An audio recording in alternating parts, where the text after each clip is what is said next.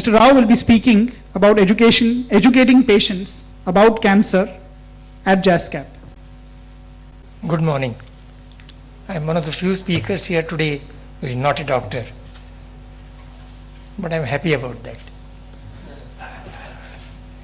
Because doctor seems to have all kinds of problems in communicating with patients and communicating even within doctors themselves. My introduction has already been given by Mr. Jain, and it says everything that I need to say standing here. But I'd like to add a few words about why we started this. I'm a textile technologist who has been in industry for 50 years.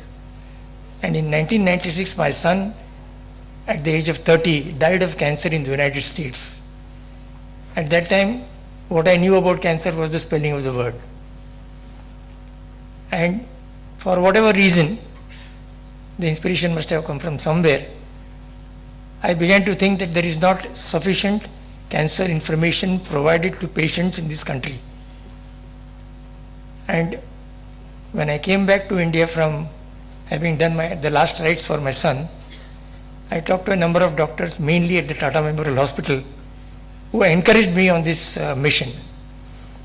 That is how we came to the idea of providing accurate, up-to-date, reliable information to cancer patients, simple information in lay language, and most important of all, information in a number of Indian languages. Most of the information that we provide is by a series of booklets. In all, we have more than 600 publications in about 8 or 9 different languages. Some languages, of course, we are not able to cover to the extent that we need. But in Tata Memorial Hospital, where we have a small bookstall, small, I mean really small, from that one single outlet, over about 10 or 11 years now, we have sold more than 200,000 booklets. This says not that we have done something great, but the demand is so high. And the important message that I want to give to our doctor friends here is, please let us have more information in Indian languages. Even here, everyone speaks in English and we are communicating in English. Of course, Dr. Natkani had a little bit of more entertainment in the other languages, but really we need good medical information and a lot of this work can be done by doctors participating in this. In all the years that we have done this, I am extremely sorry to say that I could not get, at least until about a few months back, a single doctor at Tata Memorial Hospital to contribute to the kind of work that we were doing, even to the extent of just editing the kind of books that we were producing. So we relied on internet information and we relied on discussions with doctors.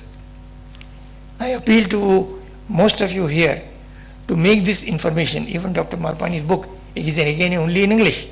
And we need to have more of these kinds of things, publications in Indian languages. A large majority of our country people just do not know English. Of course, I am speaking in English here, but I need to inform this, I need to tell you that a large number of patients need this kind of thing. Apart from the books that we sell, CDs and videos and all that, as we were told just now, we have a program of a small amount of financial assistance.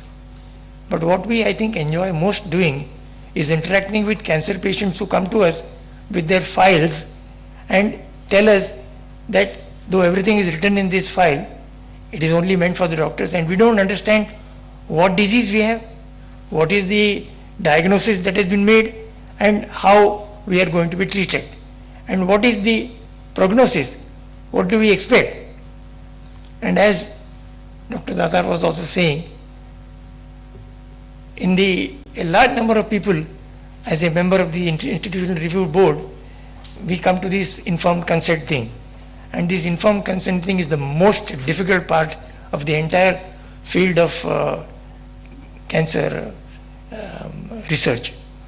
And I am one of the persons, as a lay person in that committee, who brings out the fact that a 20-page document which is mostly legal and meets the requirements of statutes and law but really doesn't inform the patient enough, because the patient still considers, आपने सब किया है, मैं sign कर दूंगा. And that is where we must get away from this. We, at the end of it all, are we still treating these people as guinea pigs? Or are we really informing them?